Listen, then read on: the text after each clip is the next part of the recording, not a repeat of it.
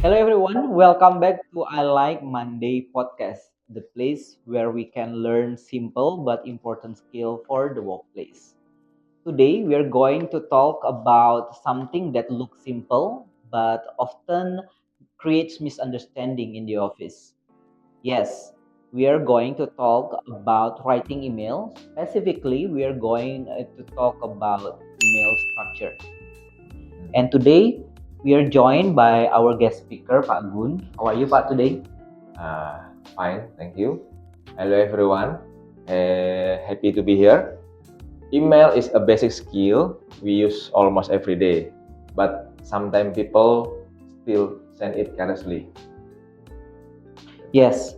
So before we go further, let's start with the basic. Why does an email need a structure? Isn't it just enough to write the email directly? Okay. Great question.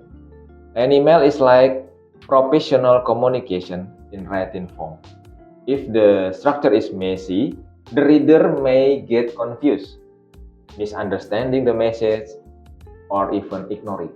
With a good structure, your email became easier to understand, more professional, and faster to respond to. So it's not just being formal, it's about effective communication. So as an email is a written communication. So tell us the secret. What are the basic parts of email? Okay, it's actually very simple. There are five main parts. The first is subject line. This is the title of your email. It should be clear and specific. So, for example, request approval for May 2026 budget. Not just important. Yes. And the second, greeting. Start with polite greeting. For example, dear Mr. Budi, or hi team, or good morning Miss Tom, or anything. And the third is body. This is the main message. Keep it clear, short, and polite. And the fourth is closing line.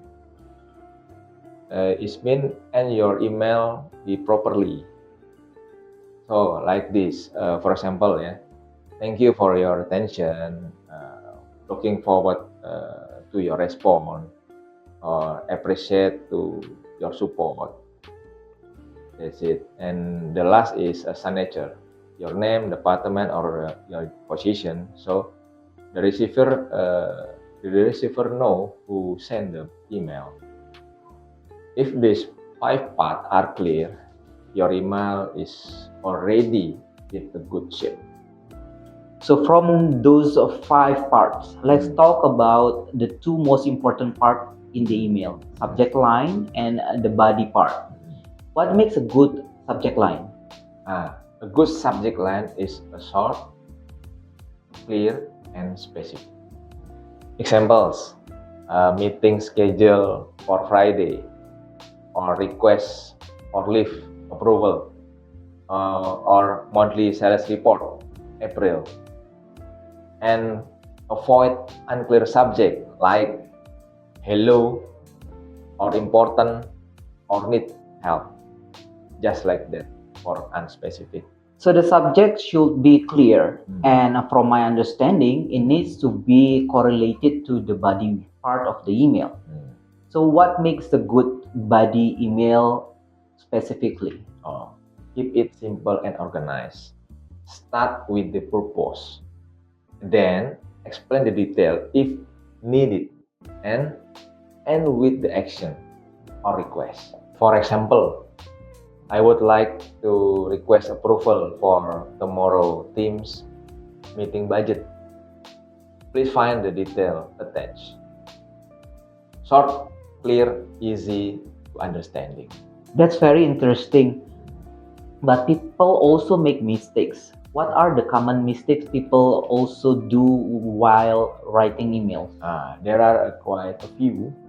No subject line, message too long, no greeting, wrong recipient name, and forgetting the attachment after writing, please find the text. The easy tips is always reread your email before you send. Read your email once as the receiver. So that's really great. So writing a good email is not really difficult after all. A good email not about a fancy word, but the real important part is clear structure. Thank you for sharing with us today. Okay, my pleasure. Hope everyone can write professional email after this. Yes. And everyone, thank you for listening and see you in the next episode of I Like Monday because learning can start from Monday.